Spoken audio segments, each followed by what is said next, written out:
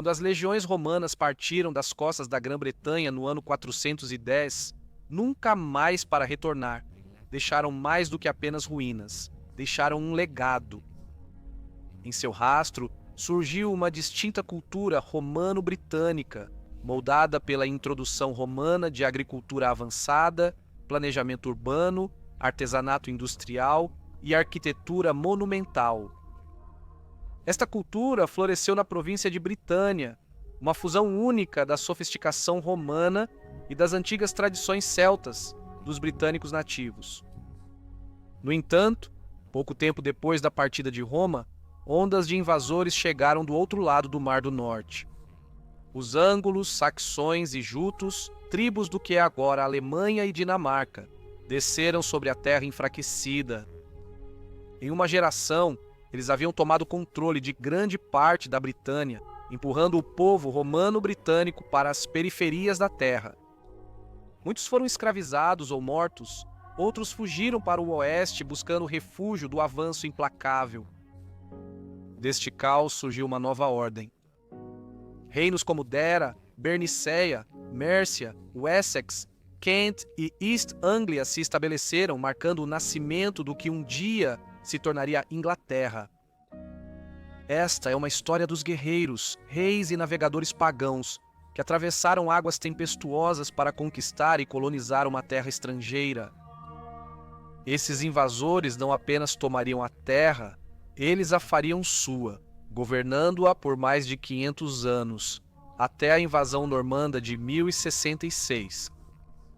De acordo com a história eclesiástica do povo inglês de Bede, no início do V século, surgiu uma figura poderosa na Grã-Bretanha pós-romana, Vortigern, um senhor da guerra frequentemente lembrado como um rei dos bretões. Ele era considerado o governante mais influente da terra na época, lutando para defender seu território de constantes invasões dos pitos e escoceses. Em uma decisão fatídica, Vortigern convidou os ângulos, saxões e jutos, tribos germânicas do outro lado do mar, para servirem como aliados em sua luta. Os primeiros líderes desses guerreiros estrangeiros foram dois irmãos lendários, Hengist e Horsa. Saudados como descendentes do deus Woden, dizia-se que possuíam uma linhagem divina e carregavam consigo uma aura de mito e poder.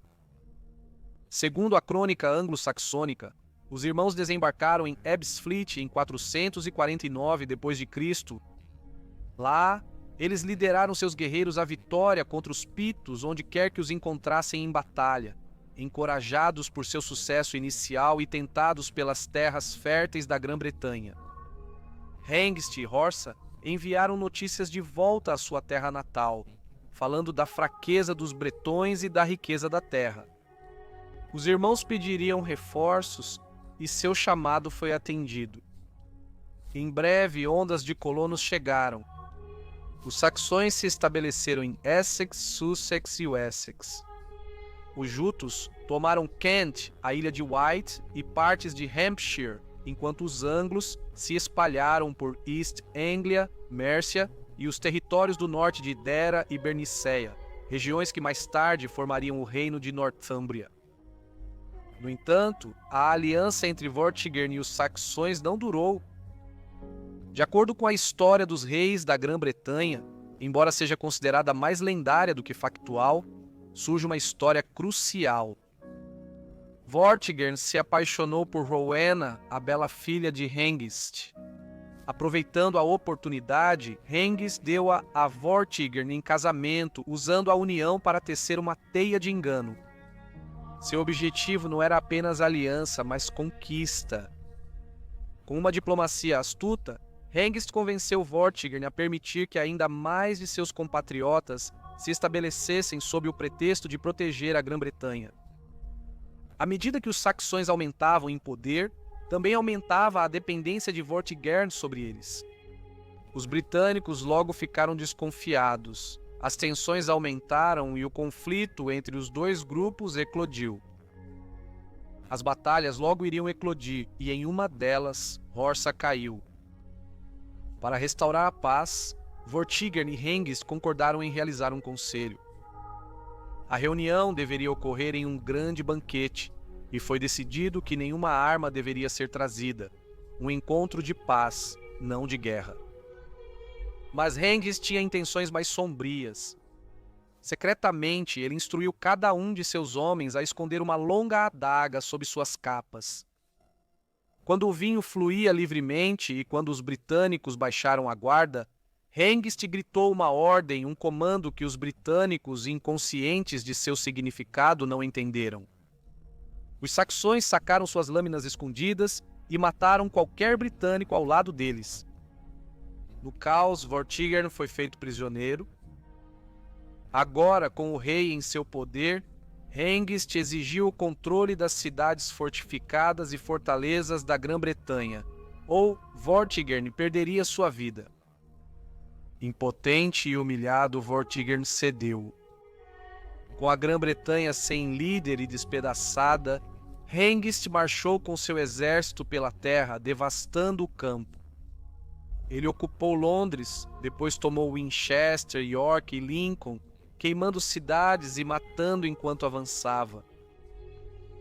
Hengist coroou seu triunfo ao reivindicar Kent, tornando-se seu primeiro rei anglo-saxão e fundando uma linhagem real que governaria por gerações.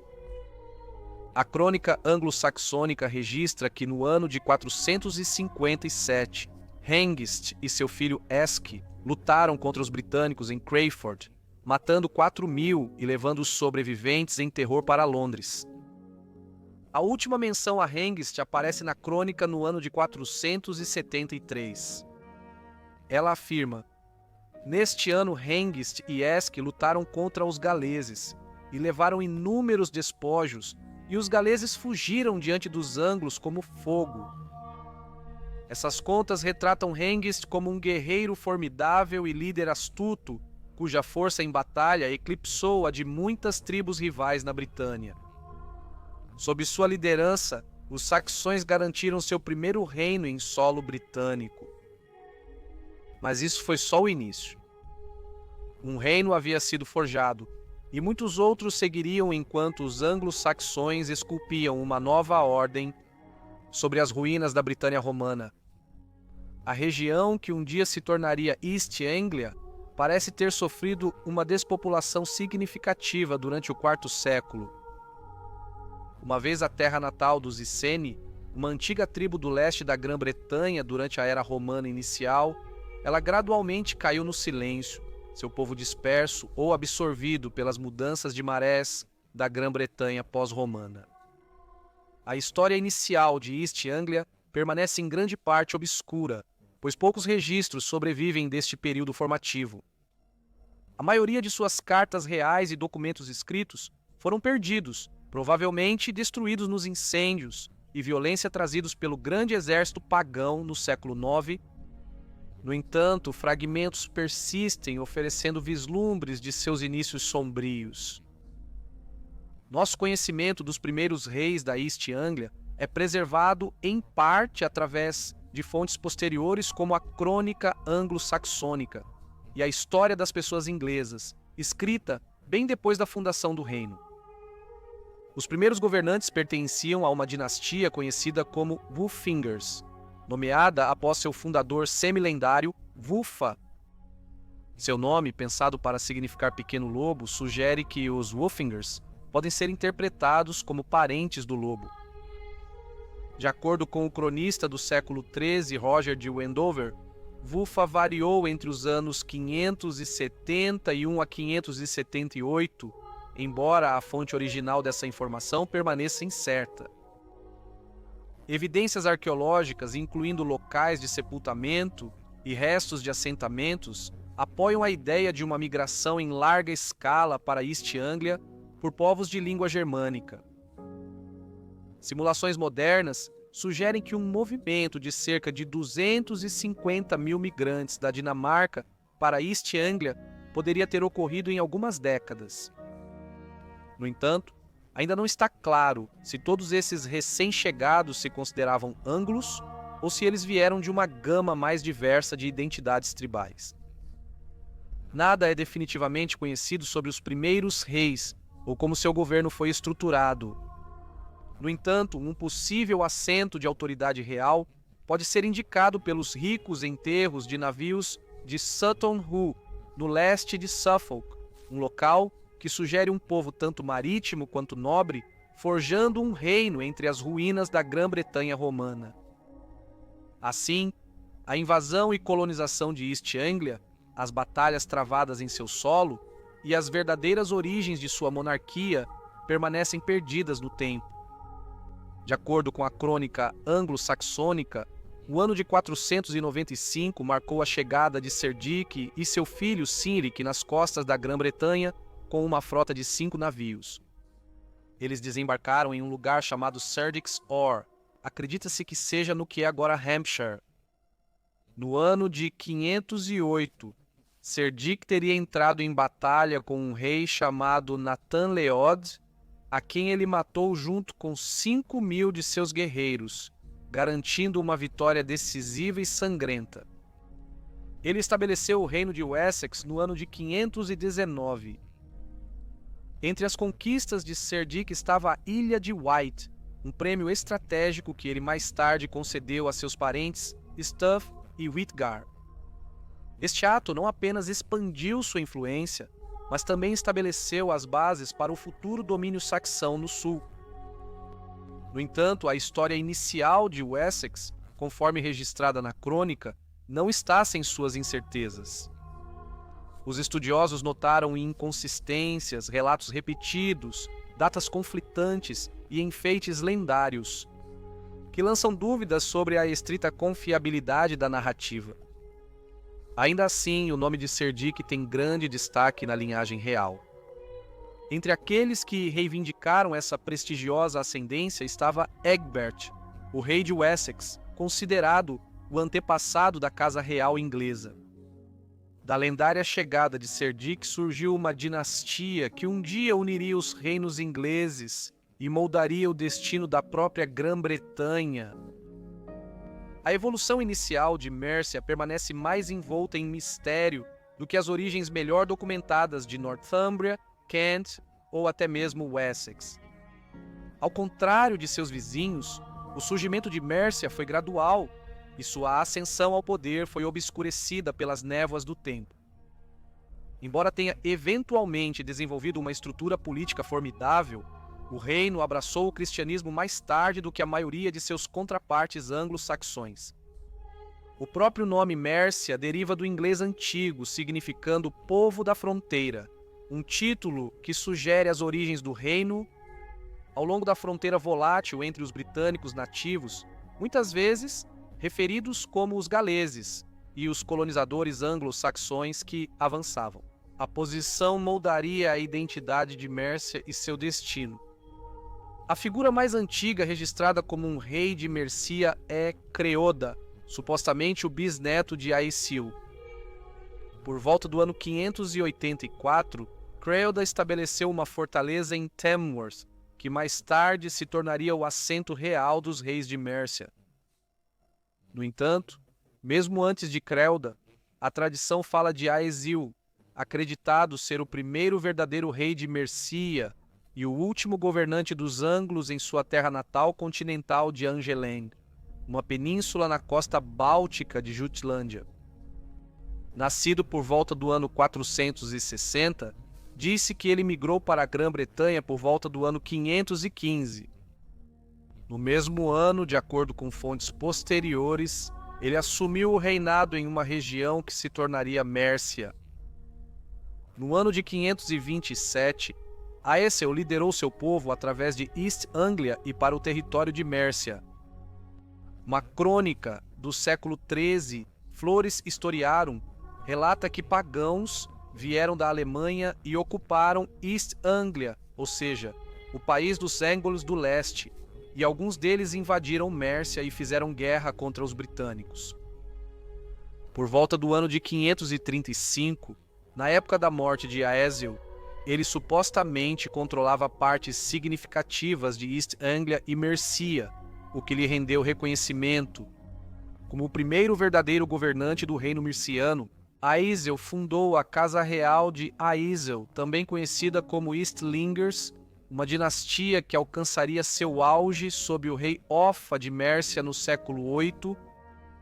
Offa alcançou um nível de domínio incomparável a qualquer outro governante anglo-saxão antes dele, intitulando-se Rei dos Ingleses e exercendo seu domínio em grande parte do sul da Grã-Bretanha. No entanto, o poder dos Slingas diminuiu rapidamente após a morte de Offa e seu controle sobre Mércia logo desapareceu. Assim, a história do nascimento de Mercia permanece em grande parte não contada, suas fundações enterradas em batalhas esquecidas, alianças e atos não registrados. Ela surgiu das terras de fronteira como um reino forjado em conflito, e embora suas primeiras crônicas estejam perdidas, seu legado ecoaria através da história da Inglaterra. Nortúmbria, o grande reino do norte dos Anglos, se estendia pelo que é agora o norte da Inglaterra e o sudeste da Escócia.